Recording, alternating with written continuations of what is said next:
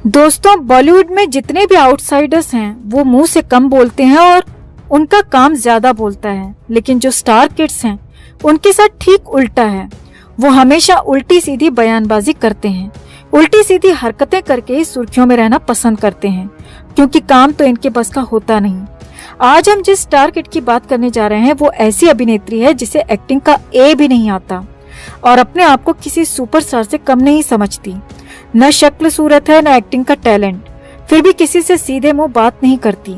ये एक्ट्रेस के नाम पर धब्बा है जिसका नाम है सोनम कपूर। सोनम कपूर का जन्म हुआ था 9 जून 1985 को मुंबई, महाराष्ट्र में। सोनम के पिता अनिल कपूर और मां का नाम सुनीता कपूर है। सोनम एक फिल्मी बैकग्राउंड से बिलोंग करती है और इस बात का घमंड उसके बयानों में साफ नजर आता है। सोनम के 2 छोटे भाई बहन भी हैं। छोटी बहन का नाम है रिया और भाई हर्षवर्धन कपूर। सोनम के दादा भी किसी जमाने में फिल्म मेकर थे और उनका नाम था सुरिंदर कपूर। सोनम कपूर के कजिन्स की बात की जाए तो अर्जुन कपूर, जानवी कपूर और मोहित मारवा का नाम आता है। रणबीर कपूर भी सोनम कपूर का अपनी मम्मी की तरफ से सेकंड कजिन लगता है। सोनम कपूर की स्कूलिंग मुंबई के आर्या विद्या मंदिर से हुई थी, जो कि जुहू में स्थित है। सोनम कपूर बचपन में काफी ज्यादा शरारती थी और न सिर्फ स्कूल से बंक मारती थी बल्कि अपनी उम्र के लड़कों को बुली करने के लिए भी काफी फेमस थी। सोनम ने ग्रेजुएशन तक की पढ़ाई की है। ग्रेजुएशन के समय सोनम का वेट 90 केजी से भी ज्यादा था और वो एक्टिंग की फील्ड में आना ही नहीं चाहती थी। लेकिन ये बॉलीवुड है, यहाँ कोई स्टार किड भले ही एक्टिंग नहीं करना चाहता हो, लेकिन उसे जबरदस्ती फिल्मों के ऑफर दिए जाने लगते हैं। यही हुआ था सोनम कपूर के साथ। सोनम कपूर का वजन कम कराया गया और संजय लीला भंसाली सोनम को फिल्मों में लॉन्च करने के लिए मरा जा रहा था। कहा जाता है कि संजय लीला भंसाली ने फिल्म सावरिया में रणबीर कपूर के अपोजिट सोनम कपूर को फाइनल कर लिया था फिल्म के बनने से पहले ही, और वो इसके लिए हर रोज अनिल कपूर के घर जाकर सोनम को एक्टिंग के लिए मनाया करता था। एक स्टार किड को पहली दूसरी फिल्म भंडारी के प्रसाद की तरह बिना किसी ऑडिशन के यूं ही फ्री में दे दी जाती है, जबकि एक आउटसाइडर को पहली फिल्म के लिए सालों साल मेहनत करनी पड़ती है, हजारों ऑडिशंस देने पड़ते हैं। सोनम कपूर अपनी टीनेज में काफी ज्यादा हेल्दी थी और इसी वजह से उसे डायबिटीज हो गई थी और सोनम कपूर हेल्दी रहने के लिए इंसुलिन लेने लगी थी। हालांकि बाद में सोनम ने न सिर्फ अपना वजन कम किया बल्कि दवाइयों पर भी अपनी डिपेंडेंसी कम कर दी। सोनम की पहली फिल्म आई थी साल 2007 में रणबीर कपूर के साथ। फिल्म का नाम था सावरिया, जो कि एक डिजास्टर मूवी साबित हुई। पहली फिल्म से कुछ क्रिटिक्स ने ये साफ साफ कह दिया था कि सोनम को एक्टिंग नहीं आती है। इसके बाद भी चाटुकार फिल्मकारों ने सोनम को दूसरी फिल्म गिफ्ट के रूप में दे दी। दूसरी फिल्म थी दिल्ली 6, जो कि अभिषेक बच्चन के साथ थी। वैसे पहली फिल्म सावरिया से सोनम कपूर और रणबीर कपूर के अफेयर की खबरें मीडिया में काफी ज्यादा आने लगी थी। सावरिया रणबीर कपूर की भी पहली फिल्म थी, तो पहली फिल्म से दोनों ने अपने अफेयर की शुरुआत भी शुरू कर दी थी। हालांकि इन दोनों का अफेयर भी बहुत ज्यादा लंबा नहीं चला और जल्दी ही खत्म हो गया। इसकी दूसरी फिल्म थी दिल्ली 6, वो फ्लॉप साबित हुई। इसके बाद 2010 में इसकी तीसरी फिल्म आई जिसका नाम था आई हेट लव स्टोरी, लेकिन सोनम की तीसरी फिल्म भी सुपर फ्लॉप साबित हुई। I hate love stories film को डायरेक्ट किया था पुनीत मल्होत्रा ने। पुनीत मल्होत्रा मशहूर फैशन डिजाइनर मनीष मल्होत्रा का भतीजा है। इसी फिल्म से सोनम और पुनीत की नजदीकियां बढ़ने लगी थीं। फिल्म तो हालांकि सुपर फ्लॉप साबित हुई, लेकिन पुनीत और सोनम के अफेयर की खबरें मीडिया में छाने लगी थी। 3 फिल्में फ्लॉप होने के बाद चारों तरफ सोनम कपूर की आलोचना होने लगी थी कि इसे एक्टिंग का ए भी नहीं आता। तभी सोनम ने अपनी पीआर टीम खड़ी की और अपने आप को स्टाइल आइकन के रूप में फेमस करना शुरू कर दिया। इसके बाद अनिल कपूर ने अपने नकारा बेटे के करियर को संवारने के लिए अपने होम प्रोडक्शन में एक फिल्म बनाई। फिल्म का नाम था आयशा। इस फिल्म के दौरान मीडिया में इसके आउटफिट्स को काफी ज्यादा बढ़ा चढ़ाकर बताया जाता था। आयशा फिल्म के दौरान कहा जाता था कि फैशन के मामले में ये फिल्म अलग ही लेवल की फिल्म है, लेकिन जब फिल्म आई तो डिजास्टर साबित हुई। इसके बाद इसने थैंक यू नाम की एक मल्टी स्टारर मूवी में काम किया, लेकिन वो भी फ्लॉप साबित हुई। थैंक यू के बाद शाहिद कपूर के साथ मौसम में नजर आई।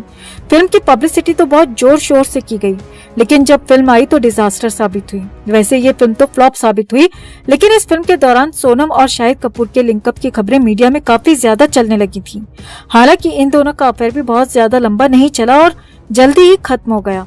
मौसम के बाद प्लेयर्स में काम किया और वो भी फ्लॉप। सोनम को अपने करियर की पहली सफलता मिली साल 2013 में। फिल्म का नाम था रांझना। रांझना उस साल की सबसे बेस्ट मूवी थी और सबसे बड़ी सुपरहिट मूवी साबित हुई। इस फिल्म के हिट होने पर अगर किसी की तारीफ हुई तो वो था धनुष। धनुष ने इस फिल्म में लीड रोल प्ले किया था और फिल्म के हिट होने का सारा श्रेय भी उसी को जाता है। रांझना के बाद 2013 में ही आई भाग मिल्खा भाग भी सुपरहिट साबित हुई, लेकिन इसकी सफलता का क्रेडिट भी फरहान अख्तर ले गया। इसके बाद इसकी कई फिल्में फ्लॉप साबित हुई। बेवकूफियां, खूबसूरत, डॉली की डोली, प्रेम रतन धन पायो। साल 2016 में नीरजा में पहली बार इसके काम की लोगों ने तारीफ की, लेकिन इस फिल्म से इसके करियर को बहुत ज्यादा फायदा नहीं पहुंचा। नीरजा के बाद पैडमैन में इसका केमियो था, तो वीरे दी वेडिंग एक मल्टी स्टारर मूवी थी और संजू में इसका रोल बहुत छोटा था। यानी इसके 15 साल के करियर में इसकी सिर्फ एक फिल्म ऐसी है जो इसने अकेले अपने दम पर हिट कराई है, लेकिन इसके बयान और इसका एटीट्यूड ऐसा होता है जैसे ये कितनी ही बड़ी सुपरस्टार हो। सोनम कपूर निहायती बदतमीज और बददिमाग लड़की है, सॉरी आंटी है। ये अपने बयानों की वजह से हमेशा चर्चा में रहती है। सोनम कपूर ने एक बार एक स्टेटमेंट दिया था कि ऐश्वर्या राय ने उसके पापा के साथ काम किया है, तो उस हिसाब से ऐश्वर्या उसकी आंटी लगी। इस बयान के बाद सोनम को काफी ज्यादा ट्रोल किया गया।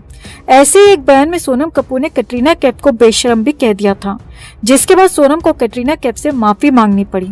सोनम ने एक बार बयान दिया था कि भारत में पुरुषों को फैशन की समझ नहीं है जब तक वो गे ना हो। इसके कहने का मतलब ये था कि भारत में सिर्फ गे लोगों को ही फैशन की समझ होती है और भारतीय पुरुषों को फैशन की कोई समझ नहीं होती। यानी करण जौहर जैसे टेढ़े मेढ़े लोग ही फैशनेबल होते हैं इसके अनुसार। वैसे इसने अपने पति के बारे में भी एक बयान दिया था कि आनंद आहूजा को फैशन की बहुत अच्छी समझ है। इसके पहले वाले बयान के आधार पर इसका पति गे है।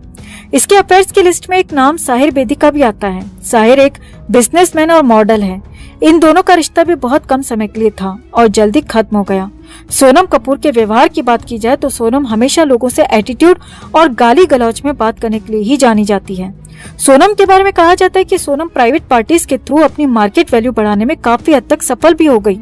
सोनम ने प्राइवेट पार्टीज में परफॉर्म कर करके भी कई फिल्में झटकी हैं, लेकिन 15 साल में एक नीरजा मूवी को छोड़कर कभी ऐसा नहीं लगा कि इस बदनसीब बच्ची को एक्टिंग का ए भी आता है। ये बात अच्छे से इसे पता थी कि इसे एक्टिंग नहीं आती, फिर भी ये अपने आप को टॉप क्लास एक्ट्रेस के रूप में स्थापित करने पर तुली हुई थी। सुशांत की इंसल्ट करने वाली सोनम कपूर को एक बार एक फैन ने आईना दिखाने की कोशिश की, तो उसको जवाब देते हुए इसने लिखा कि इसने पिछले जन्म में बहुत अच्छे कर्म किए थे, इसीलिए ये अनिल कपूर के घर में पैदा हुई, इसीलिए ये रईस पैदा हुई। तुम लोगों ने अच्छे कर्म नहीं किए तो तुम लोग मुझसे जलते हो। इस तरह के बड़बोले बयान रहे हैं इस नासमझ आंटी के। इस बड़बोली और बदतमीज आंटी के बारे में आपकी क्या राय है? कमेंट में आप भी अपनी बात, अपनी राय जरूर रखें। वीडियो को लाइक और शेयर कर अपना प्यार और सपोर्ट भी जरूर दिखाएं।